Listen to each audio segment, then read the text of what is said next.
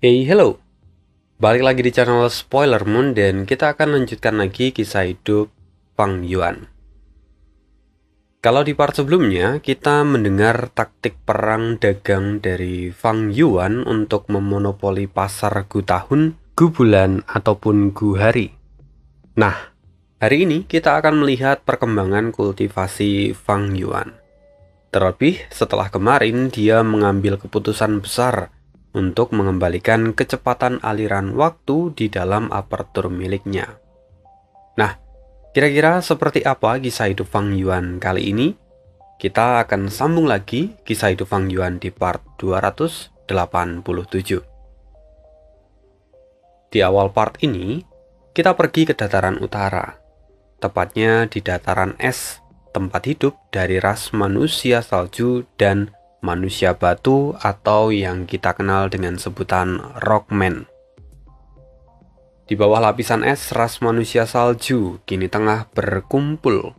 Mereka membahas tentang situasi yang sedang mereka hadapi saat ini.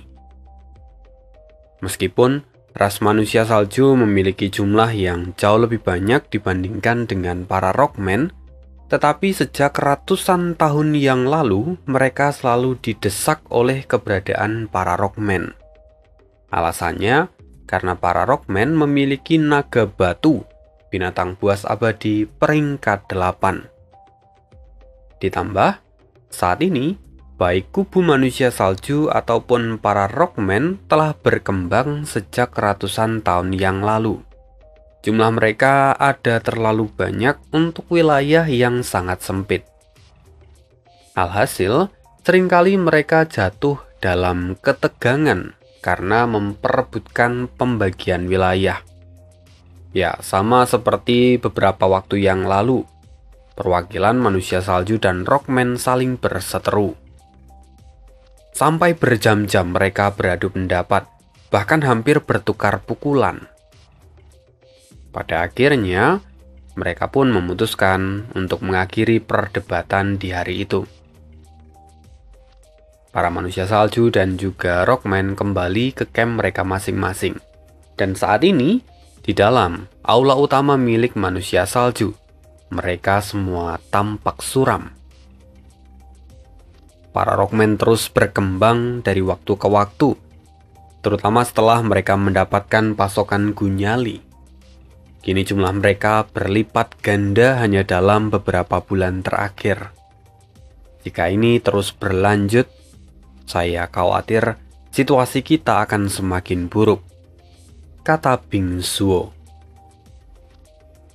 Kemudian, Bing Yuan, dia segera menghibur Bing Zuo dan berkata, "Situasi kita memang sulit.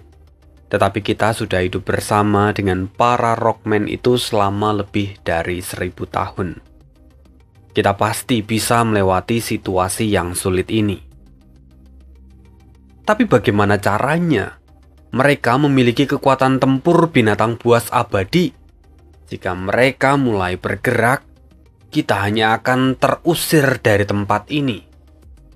Andai saja kita punya kekuatan tempur yang sama dengan mereka, kita tidak perlu khawatir seperti sekarang," kata Bing Zuo dengan wajah masam.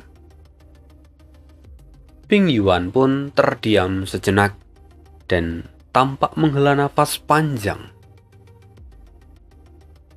Setelah beberapa saat, Bing Yuan berkata, "Sesungguhnya bukan tidak mungkin untuk mendapatkan kekuatan pertempuran peringkat 8.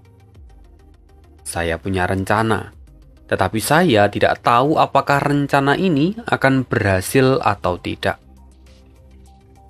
Hanya saja, kalau rencana ini berhasil, maka naga batu mereka pun tidak akan bisa dibandingkan dengan kekuatan ini."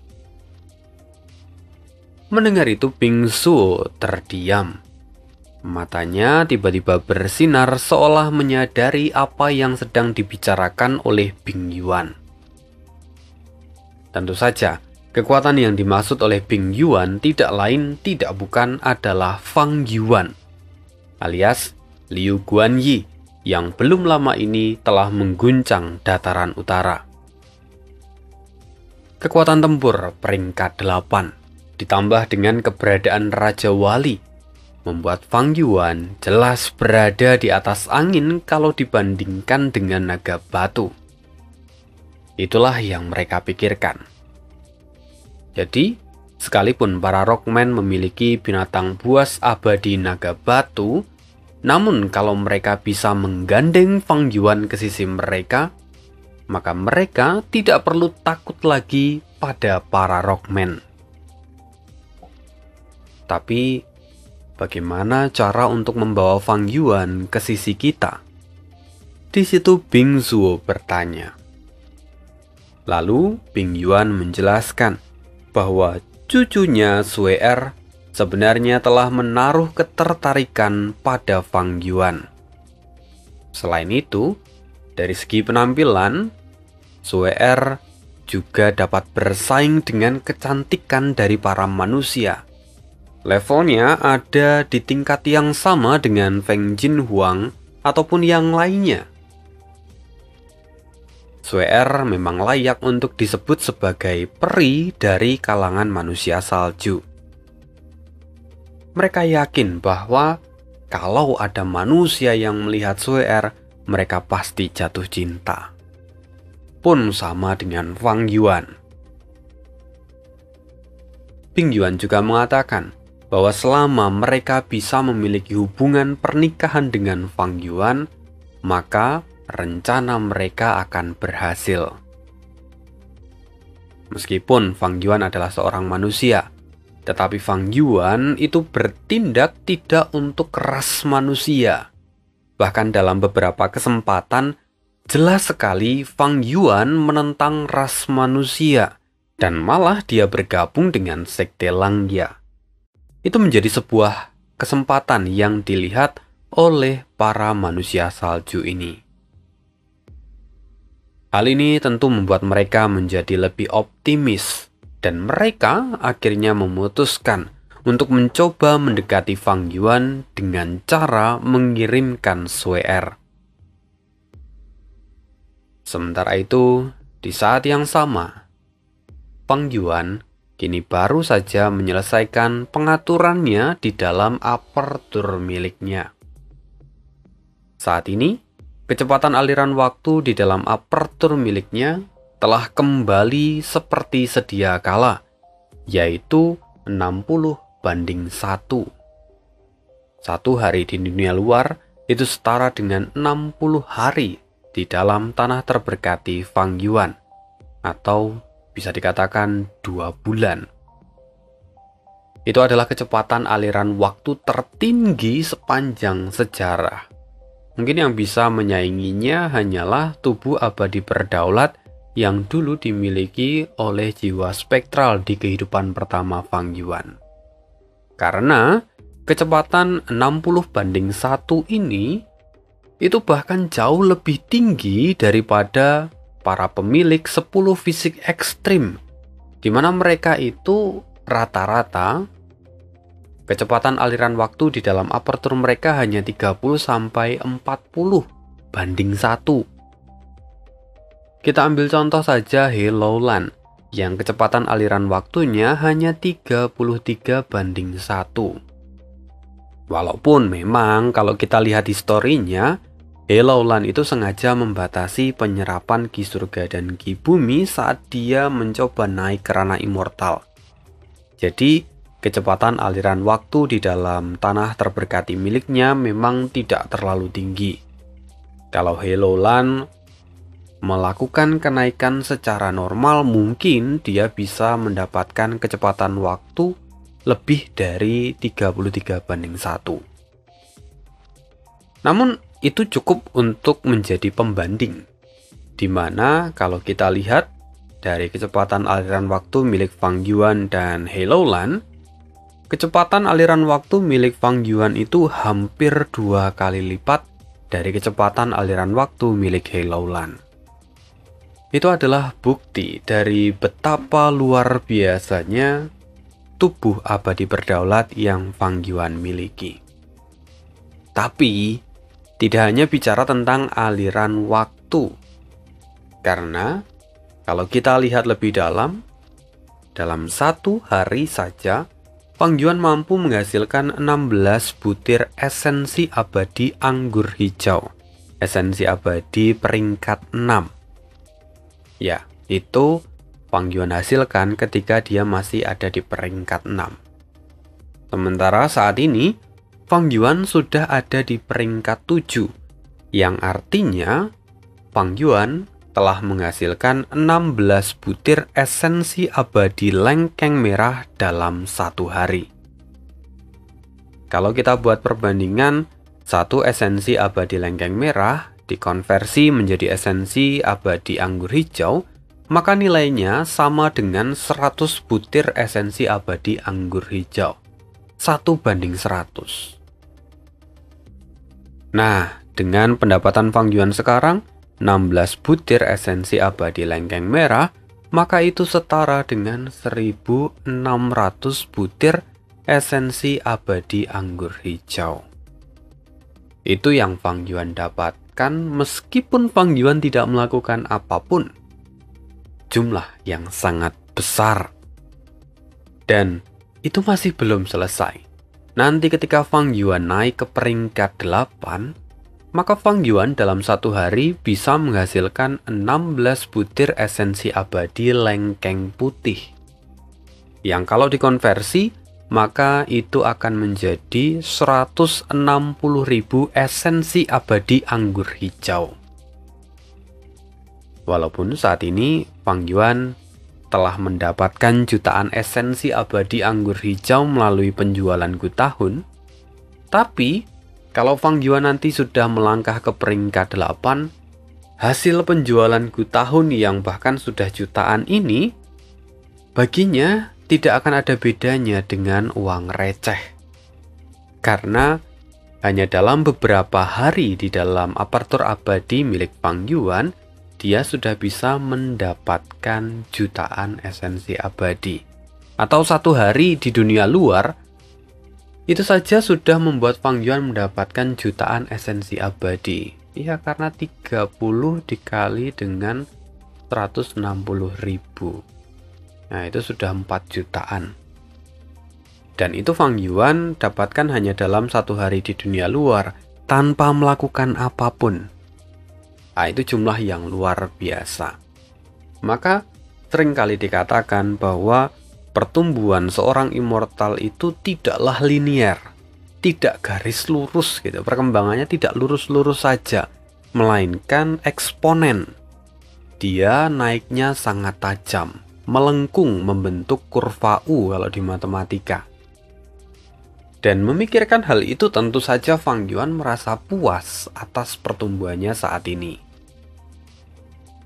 Dan tentu Fang Yuan akan terus mengembangkan pendapatannya, karena hanya dengan itu saja Fang Yuan bisa menjadi lebih kuat dalam waktu yang singkat. Dan sekarang Fang Yuan berpikir, sudah saatnya untuk memberi makan Gu yang kelaparan. Memikirkan perkembangannya yang akan terus meningkat, itu membuat Fang Yuan bahagia, tetapi dia harus kembali ke realita, yaitu dia harus memberikan makan pada Gu yang kelaparan. Kalau tidak, maka Gu yang kelaparan hanya akan mati. Meskipun kemarin Fang Yuan sudah mendapatkan Gu camilan, tetapi kemarin juga sudah dijelaskan bahwa untuk saat ini Gu camilan belum bisa mengcover seluruh kebutuhan makan dari Gu immortal yang Fang Yuan miliki. Jadi, Fang Yuan masih harus menggunakan metode konvensional dengan cara memberi makan Gu sesuai dengan makanan mereka.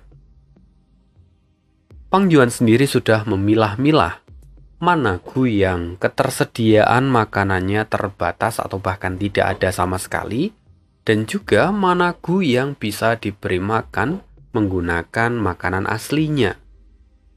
Sehingga Fang Yuan berpikir supaya penggunaan Gu camilan ini menjadi lebih optimal.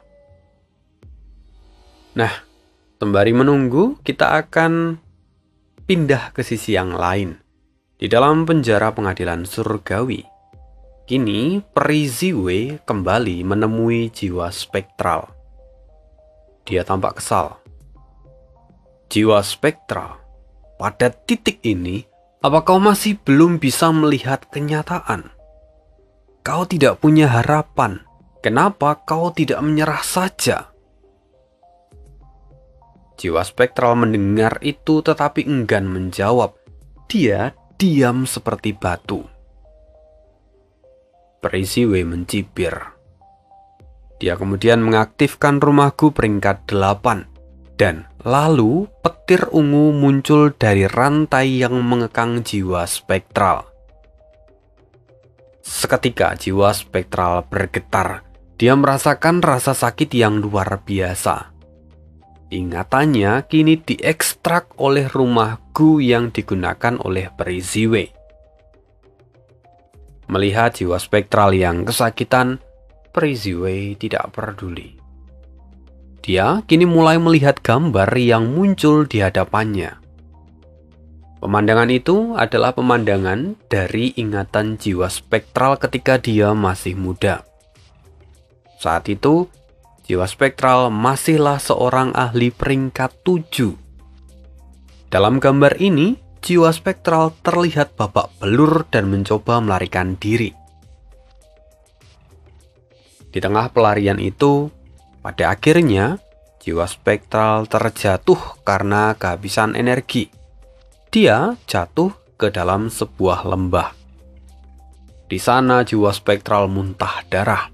Ekspresinya tampak pucat dan dia terlihat kehabisan tenaga. Tidak lama setelah itu, seorang laki-laki turun dari langit dan berkata, "Oh, jiwa spektral, kau tidak dapat melarikan diri lagi. Kau akan mati hari ini." Orang itu memiliki aura dari seorang ahli peringkat 8. Dan dia jauh lebih kuat daripada jiwa spektral. Jiwa spektral memandang ke atas melihat laki-laki itu. Dia berseru, "Saya tidak mengerti. Ini adalah kali pertama kita bertemu. Bahkan kita tidak punya dendam satu sama lain. Lantas, mengapa Anda berani membayar harga yang sangat mahal untuk membunuh saya?" Laki-laki itu berseru, "Kau memang layak mati di tanganku. Keberadaanmu adalah bencana. Kau akan membuat pertumpahan darah di seluruh dunia. Kau akan membantai banyak orang tak berdosa dan itu menjadi bencana bagi dunia." Jiwa spektral mencibir, "Bagaimana Anda bisa mengatakan itu saat Anda sendiri telah membunuh lebih banyak orang daripada saya? Bukankah Anda menjadi terlalu sombong?" Laki-laki itu menggelengkan kepala. "Kita berbeda. Aku membunuh karena menghukum mereka yang salah. Sementara tindakanmu itu jauh lebih buruk daripada yang kulakukan." Jiwa spektral terdiam sejenak. "Apakah aku salah jika aku ingin membuat jalur jiwa?" Laki-laki itu mengerutkan kening. "Aku melakukan semua ini karena aku ingin membuat jalur jiwa. Di mana letak kesalahanku?" Laki-laki itu memiliki kerutan di keningnya ketika mendengar jawaban jiwa spektral. Dia terlihat marah dan kemudian berkata, "Tentu saja kau salah. Jalur jiwa tidak seharusnya diciptakan. Dunia ini telah menjadi kacau sejak nasib rusak. Lalu, jika kau menciptakan jalur jiwa, maka tatanan dunia ini akan berubah drastis. Orang mati tidak akan lagi beristirahat dalam damai. Jiwa-jiwa akan mulai berkeliaran di dunia dengan bebas." Melihat laki-laki itu memberi penjelasan, jiwa spektral tiba-tiba tertawa. Itulah tujuanku. Itu akan menjadi pemandangan yang sungguh luar biasa. Sekarang aku mengerti kekhawatiran kalian. Oleh karena itu, aku pastikan aku akan menciptakan jalur jiwa. Dan di masa depan akan ada banyak orang yang mengembangkan jalur jiwa. Dan aku akan mengubah tatanan dunia ini. Jiwa spektral tiba-tiba berdiri. Tatapannya menjadi tajam dan perkataannya pun berubah menjadi kasar. Hal ini sempat membuat laki-laki yang tadi berada di atas angin merasa sedikit terintimidasi. Laki-laki itu berseru, "Selama aku masih ada di dunia ini, impianmu itu akan menjadi angan-angan. Kau akan mati hari ini, jiwa spektral." Laki-laki itu lalu melesat ke arah jiwa spektral. Namun bukannya takut, jiwa spektral tertawa. "Kaulah yang akan mati hari ini. Kau telah masuk dalam jebakanku. Apa kau tahu lembah apa ini?" Laki-laki itu tiba-tiba berhenti. Wajahnya menjadi kaku. Dia terkejut. "Ini lembah Luopo?" Benar, ini lembah Luopo, salah satu domain terpencil, tanah suci untuk jalur jiwa. Tempat ini akan menjadi tempat peristirahatan terakhirmu, kata jiwa spektral. Setelah itu formasi pun diaktifkan. Laki-laki itu terikat dan tidak bisa melepaskan diri. Di sekitarnya segera muncul bor angin yang berputar dengan sangat cepat. Meski terlihat sederhana, tetapi formasi ini adalah formasi tingkat 8 dengan kekuatan tempur yang setara dengan serangan ahli peringkat 9. Bor angin itu menyerbu laki-laki yang masih ada di langit-langit dan menembus tubuhnya dengan mudah. Kini, tubuh laki-laki itu penuh dengan lubang. Dan akhirnya, dia jatuh tanpa daya. Seorang ahli peringkat 8 mati dalam satu gerakan. Melihat itu, jiwa spektral tertawa seperti orang gila. Kemudian, jiwa spektral menghampiri tubuh laki-laki yang telah mati itu. Saat ada di depannya, jiwa spektral menendangnya dengan keras. "Dasar orang-orang bodoh. Lihat saja kalian pengadilan surgawi. Aku, jiwa spektral, bersumpah untuk menciptakan jalur jiwa. Bahkan jika aku gagal dan mati, aku yakin akan ada banyak jalur jiwa di masa depan. Bahkan, para immortal dari jalur jiwa juga akan muncul seperti jamur di musim hujan. Tunggu saja kalian pengadilan surgawi." Gambar itu akhirnya menghilang. Sementara Priziwe yang menyaksikan segala sesuatu yang ada di depannya tampak gemetar dengan wajah gelap. Priziwe benar-benar dipenuhi dengan kemarahan. Dia sangat ingin menghancurkan jiwa spektral karena dendam. Tetapi, Priziwe harus mampu menahan dirinya. Jiwa spektral harus tetap ada, supaya pengadilan surgawi bisa mempelajari warisan jalur jiwa yang dimiliki oleh jiwa spektral. Karena hanya dengan begitu, maka pengadilan surgawi bisa mengantisipasi Fang Yuan di masa depan. Jadi pada akhirnya, Priziwe pun berbalik dan meninggalkan tempat itu. Kembali ke tanah Langya, Fang Yuan kini duduk di tengah lembah Luopo. dia tampak mengaktifkan formasi yang ada di sana. Formasi itu berasal dari peninggalan jiwa spektral, di mana kegunaannya sangat banyak. Fang Yuan bisa menggunakan formasi itu untuk pertahanan, untuk penyerangan, atau bahkan untuk memproduksi material tertentu. Seperti sebelumnya, Fang Yuan telah menyempurnakan Gu Ulat Sutra Teratai Putih Raksasa menggunakan formasi ini. Sehingga Fang Yuan dapat memberikan makan Gu Immortal yang ia miliki. Kemudian, dengan formasi yang sama, Fang Yuan juga dapat melatih jiwanya dengan jauh lebih efisien. Bahkan, saat ini, Fang Yuan telah mencapai angka jutaan jiwa manusia. Dia sudah memiliki sekitar 3 juta jiwa manusia.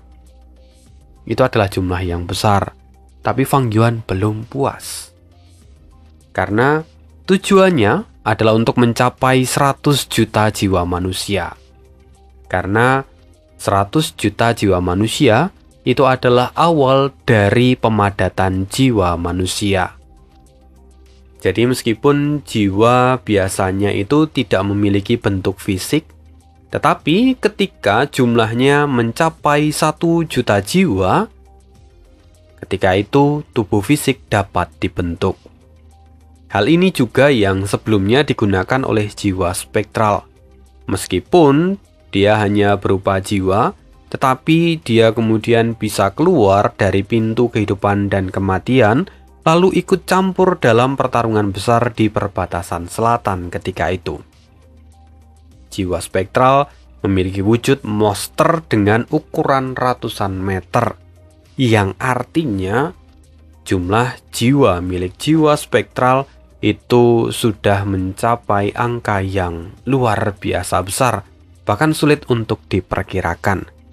Fang Yuan menginginkan hal itu. Fang Yuan sangat tertarik. Maka dia juga ingin memadatkan jiwanya sama seperti yang sudah dilakukan oleh jiwa spektral. Sebenarnya tidak hanya itu keuntungan dari mengembangkan jiwa.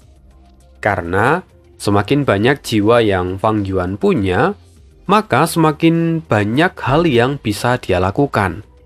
Misalnya, dia jadi bisa mengendalikan binatang buas dengan lebih baik.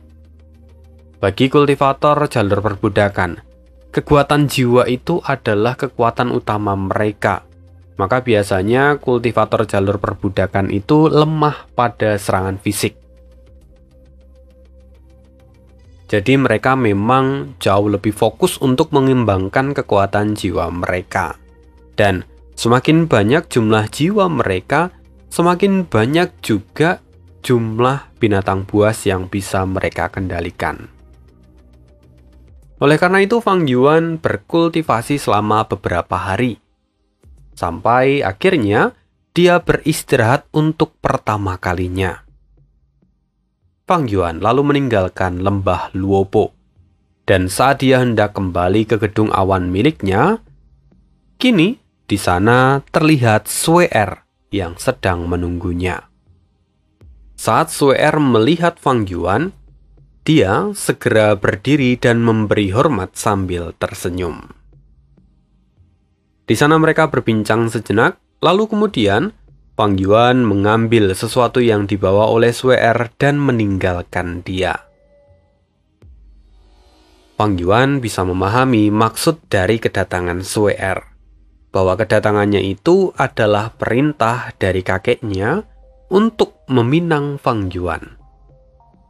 Fang Yuan bisa membaca bahwa para manusia salju itu berharap supaya Fang Yuan mau memberi bantuan pada mereka untuk menekan para rockman.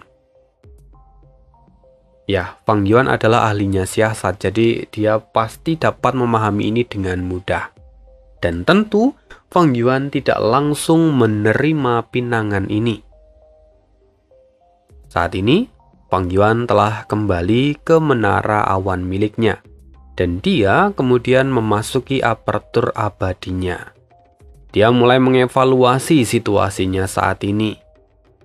Tentu saja pinangan itu juga menjadi salah satu bahan evaluasi, tetapi yang utama bagi Fang Yuan saat ini adalah menganalisis sumber daya dan juga kekuatan yang ia miliki. Prinsip dia melakukan evaluasi didasarkan pada analisis para immortal pendahulu. Ini agak unik, karena kalau kita memiliki analisis SWOT untuk menilai kekurangan kelebihan kita, nah di dunia Gu ternyata juga dikenal analisis kemampuan diri berdasarkan 7 tingkatan. Tingkatan itu meliputi yang pertama adalah pembangunan sumber daya di tingkat fana, menghasilkan Gu fana, menghasilkan material fana, ataupun binatang buas serta tanaman di tingkat fana. Itu adalah tingkat pertama. Ketika tanah terberkati sudah mencapai titik ini, maka dia bisa dikategorikan pada tingkat fana. Kemudian ada tingkat kedua, di mana tingkat ini adalah tingkat penciptaan sumber daya abadi dan material abadi.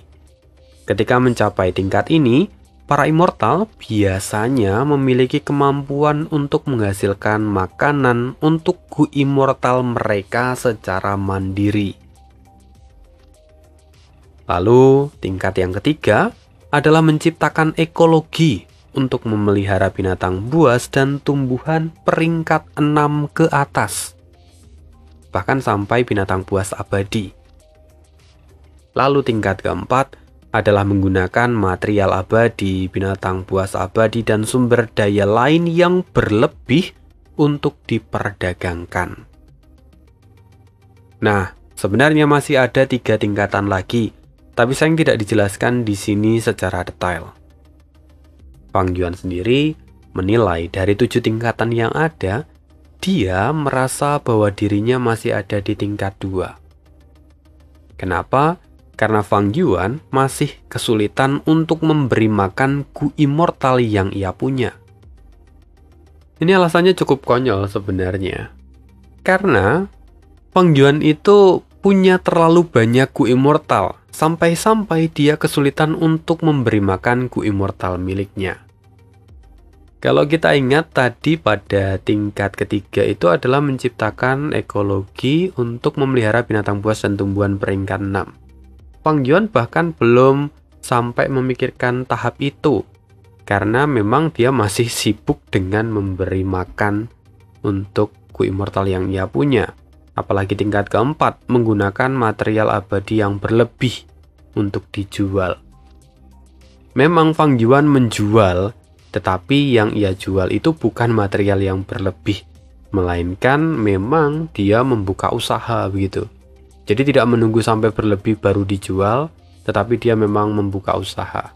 Maka Fang Yuan mengkategorikan dirinya ke tingkat yang kedua. Memang agak sulit untuk dipahami. Ini niat dari autornya agak sulit untuk dipahami, tetapi kurang lebih seperti itu. Fang Yuan merasa bahwa dirinya masih ada di tingkat 2, karena dia masih kesulitan untuk memberi makan Gu immortal yang ia punya. Wajar sebenarnya, karena Gu immortal yang Fang Yuan punya itu lebih dari 50 buah.